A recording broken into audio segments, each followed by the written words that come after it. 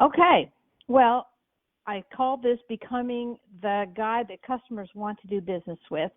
And um, my point today is that we are all business people of one kind or another. We all rely on customers to make us successful. We're not going to get every customer we go after, but sometimes we lose them because we're not connecting with them in the right way. We make a mistake oftentimes because we start the conversation by talking about ourselves. Even if you think about the average networking meeting that you show up at, you meet someone and, well, you used to shake hands, now you bump elbows, and they say, well, what do you do? And you say, well, I sell signs, or I'm a financial planner, or I'm a business coach. And sometimes we watch their eyes glaze over because they've heard it 100 times. That by the same token, we run ads. We tell people, buy my product. I'm having a sale. Join my networking group. And when we get mediocre results, we think that the answer is to say those same things to more people, or maybe different people, market it to another group of people. But if it's ineffective, it's ineffective, no matter who you tell it to. I think we all waste time and money, and we blow some good prospects when we don't show our customers that we know, if we're selling hammers, we know they don't want a hammer. They want a nail in a wall. And in my opinion, they don't even really want a nail in a wall. They want to look at a wall and see something like a painting on that wall that makes them feel good about their lives and their homes. So the old marketing cliche that nobody wants a hammer, they want a nail in the wall, it is a cliche, but do we get that? And are we still talking about hammers when we should be talking about nails and paintings? How do you stop talking about the hammers that you sell and connect with the need that made that customer make a decision to buy a product? Can we have slide 2, please? All right. This book really changed my life as far as marketing goes. I'm in the middle of revising my whole website, which I've done like 6 times already. But now I think I finally understand what I need to do. It's by an author named Donald Miller. It's called Building a Story Brand. Clarify your message so customers will listen. And it's not a super technical book. It doesn't have a bunch of marketing jargon in it. The concept of story brand, it's a process that uses the elements of storytelling to show people how to draw our customers in by inviting them into a story of their own success. It's a 7-step framework for creating that clear message that cuts through the clutter and markets a business more effectively. And I'm not going to go through the 7 steps because that would take too long. So I really recommend that you read the book. It's very easy to read. And when I listened to it the first time, because I'm an Audible lover, I thought, well, why did I have to even hear this stuff? I should know this stuff. But I have to admit, I really wasn't doing it. So I recommend this book very highly. Slide 3, please. Okay, so here's an example of what we're talking about. Your business has a story to tell, but what is that story about? And I'm going to use Ryan as my guinea pig. One of the many things that Ryan does is he sells inks and toners. And if Ryan says, hey, I sell ink and toner, that's accurate. And if I need ink and toner, I might remember that, oh, Brian sells that stuff. But I'm going to say that that is not the most engaging way to bring customers to Ryan as opposed to going over to Staples or someplace like that. What if Ryan, instead of saying, hey, I sell ink and toner, or I'm having a sale, what if he tells you a story? Here's what I came up with. Here's Ryan's story. If somebody says, hey, Ryan, what do you do? He could say, you know what, think about this, picture it. It's 3:20 in the afternoon, and you have a 4 o'clock presentation. You've got it ready to go, and everybody's counting on you, but you have to print out your presentation materials, and you find out you are out of black ink. Click on the link in my website, and this will never happen to you again. And, of course, the link takes you to Ryan's auto delivery program for his products. Now, that's a story that somebody might actually connect with and remember, because we've all had that horrible thing happen, that you can't print your stuff out. And, of course, that was before coronavirus, when we could actually meet with people. But anyway, it's a story. He's telling his business story in a way that we'll remember because it's a story. Slide 4, please. And if you note in this story, Ryan is not presenting himself as the heroic seller of ink and toner. He is explaining how the customer is going to avoid a horrible problem that would make him look like a chump. I couldn't print out the materials. You'll just have to imagine what they look like. Ryan is the guide. The client is the hero who is able to do a great sales presentation. Ryan is far in the background of the story. He just made it possible for his client to succeed. Here's another example. Let's talk about a company that sells LED lighting for industrial plants. The salesperson could come along and say, you know, we make the best LED lights in the industry. We've been around for 30 years. We were founded by Joe Blow, a pioneer in the field. He invented this amazing product, which doesn't give off much heat, and it won't increase your air conditioning costs, and will get you a return on your investment in less than 2 years. Now that's fine. That's a good story, but what about this? What if he says instead, the money you save by switching to our lights can be used to buy new equipment, pay for staff bonuses, and make your bottom line look better to your investors. It's a simple 3-step process to get this done, and we can get started today. Let's look at the numbers, and let's see how this could work for you. That's a different story. It's a little bit subtle, but it's not that subtle. In the first version, the LED company is the hero, and you want to hear all about their background and how many years they've been in business. Honestly, you don't really care about that. In the second version, the salesperson is a guide who helps the customer be the hero to make his company more successful and look good to the investors. It's the same product. It's just a different twist. Does that make sense to everybody? I hope it does. Okay. Slide 5, please. Okay. So, again, I'll use myself as an example. I used to say, when I would stand up at networking meetings, Signorama Carmel makes banners and flags, and we wrap cars, and we do big vehicle magnets. If you need a sign of any kind, give me a call. That is, yeah, there's truth in there. But when after I read StoryBrand, I started saying something more like this. On the way to the meeting that we're all sitting at right now, you drove past dozens of people who need what you sell, but they had no idea who you were or that you could help them. If you'd put something on your car, they would have known who you were. Talk to me after the meeting, and let's figure out how to get people to call you. Now, which approach is more likely to motivate somebody like yourselves to have a conversation with me? It's the one with the story that you can relate to. Because we all know what that's like. We do drive past cars, and we see some with magnets and vinyl on them, which is a lot of what Signorama does, and we think, oh, I might need that. I have experienced that myself, and I've actually you're not supposed to do this, but I've made phone calls from my car when I see somebody interesting. So my point is this, customers are bombarded by ads and marketing messages.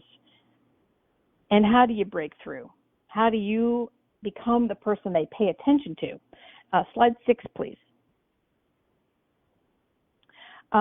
This is how we break through the clutter and become one of the very few messages that people actually pay attention to. It's a 2-step process.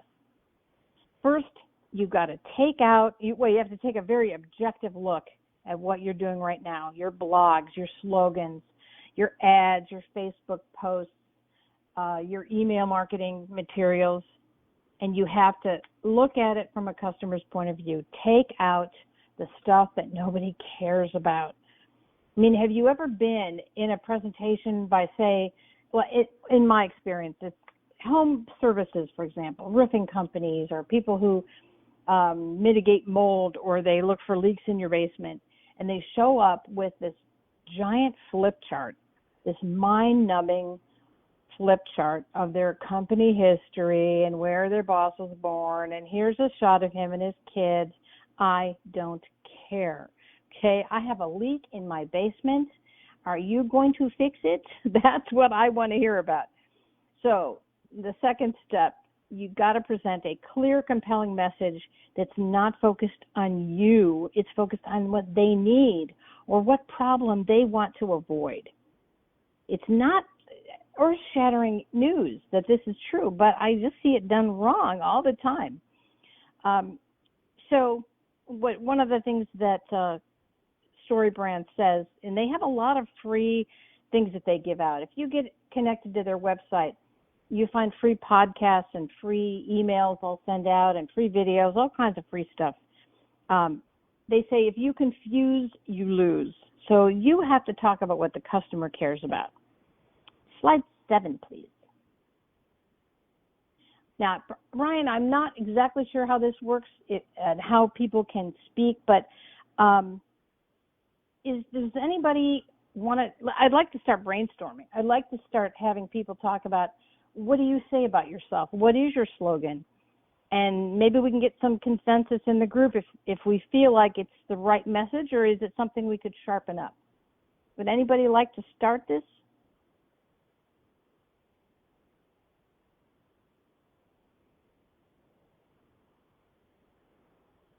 Okay. Cindy?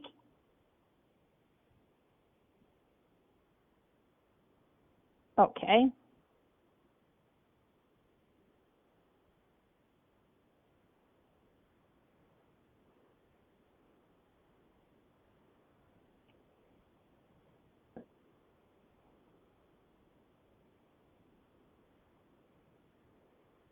Well, I'll tell you, while you're working on that, I will tell a story of something that I did that was so bad. It's embarrassing. It was before I read this book, and it wasn't that long ago, I'm embarrassed to say, and I've been in sales and marketing for a long time. But I'll tell you one thing that happened to me.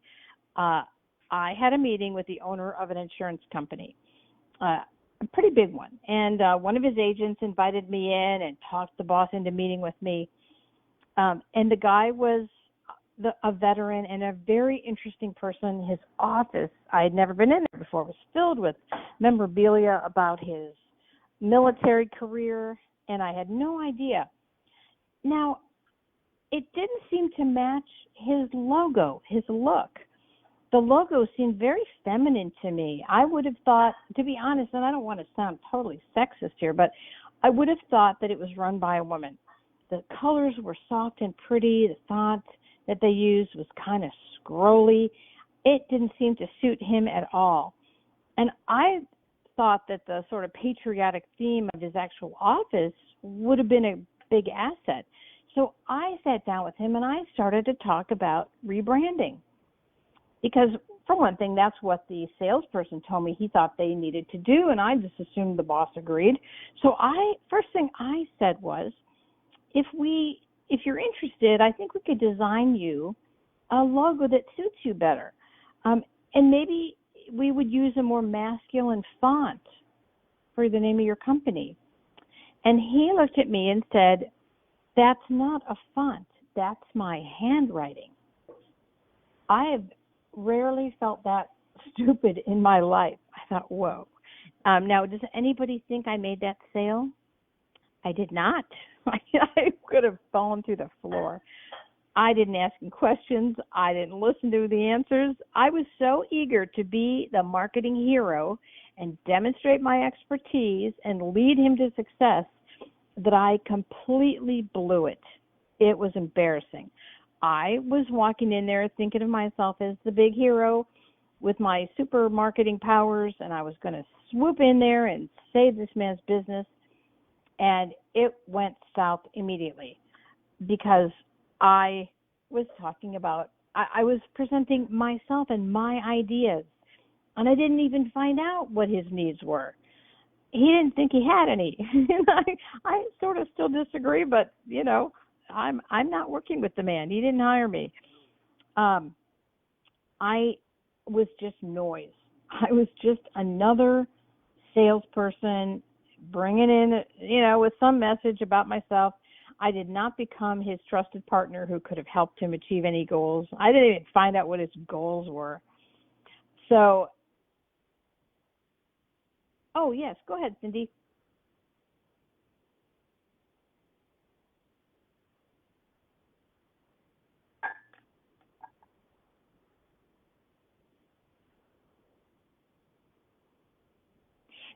Could you type in what your message is right now? What you think maybe you need to fit, the one that you're not crazy about?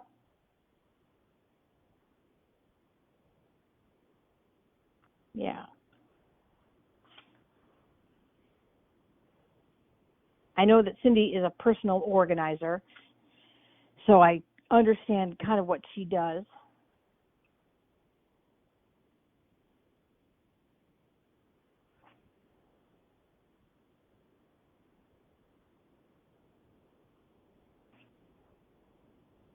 Oh, well, Nora, I'll call. Can you read Cindy's to me? Because I'm not able to see it for some reason. I'm not in the right spot on Facebook.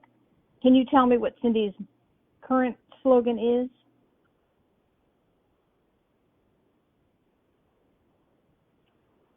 Okay, the cure for your clutter. Well, I will say that that is a little bit of you're kind of selling the hammer just a little bit there. If I know that I have clutter, and if I know that clutter is the problem I'm having, and it's why I don't feel comfortable, and it's why my house doesn't make me feel relaxed, then I might be with Cindy. But maybe we need to take a step back with this customer and with this concept and make people understand that you could have a much more comfortable life. You'd enjoy your home better if it wasn't so cluttered. So I think it's something I would like to sit down with Cindy, and we could do some brainstorming and find out what's the better way to handle this. I wonder to myself, like my house is very cluttered, I have to admit it.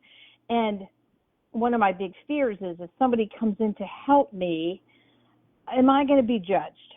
Am I going to feel embarrassed and stupid about my clutter? Or would I rather just hide my clutter?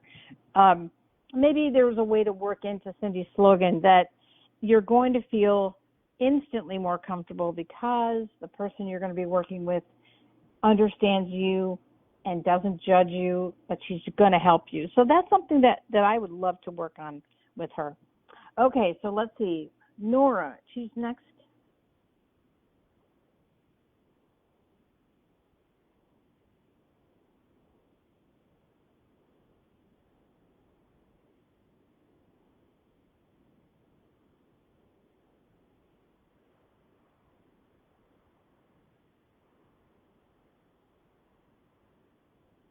Well, it's kind of long. I got to say, it's kind of long. It takes a long time to get where it's going. Let me think about that. That's a good one. I wonder if maybe we could paint a picture of what it's like to sit down in 10 or 20 years and look at that event. It makes me think of a couple things, I guess. When my husband and I got married, I know that's part of Nora's business is weddings and things like that. I remember being a little iffy about whether I wanted it on video because I thought, I won't like the way I look in the dress. I won't like my hair. I'll be a typical female. And the guy who did the work for me, this was a long time ago, he said, in 10 years from now, when you're 10 years older, you are going to feel like you look like $1,000,000. And he was right about that. It took me about 10 years to actually look at the video of my own wedding because I'm very judgy about myself. And I thought, wow, you look better than I remember. Oh, look at all that hair. Wow, you didn't have that many wrinkles. So maybe there's a way to shorten it up and get to the point where what we're saying is if you lose the opportunity, if your magical day comes and goes and you didn't capture it, there'll never be a second chance. Maybe something like that, where we can play a little bit with the downside of not using someone like Nora. But yeah, that's another thing. I like to spend time considering these things and talking to clients about how we can work on their message. But I do think they have to be short and sweet.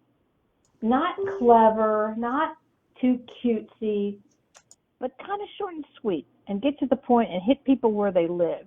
So I would love a chance, Nora, to sit down and see what we can do to shorten that one up.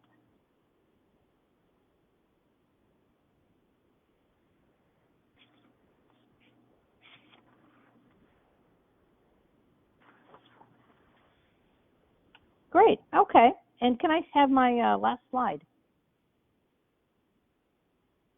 All right. There's me. Okay. And I am happy in these troubled times to set up any kind of virtual meeting, too, with anybody who wants to talk more about how to apply the principles to your own business. And if you're interested, it will help a lot if you even just start reading StoryBrand. Even if you just got through the first chapter before we met, I think it'll be easier to work together and come up with some great ideas that you'll feel comfortable with. And then when somebody holds their hand out or their elbow and says, what do you do? You'll know exactly what to say. So I am happy to talk to anybody. That's my email. That's my phone. Give me a call, and we'll figure something out. Great. Myra, thank you so much for being our first guest today via remote presentation. Thank you, and thank you for setting this up. You're very welcome. Once again, for everyone watching, if you want to get in touch with Myra Levine to learn more, her phone number is 317-908-3140, or by email, myra@myralevine.com.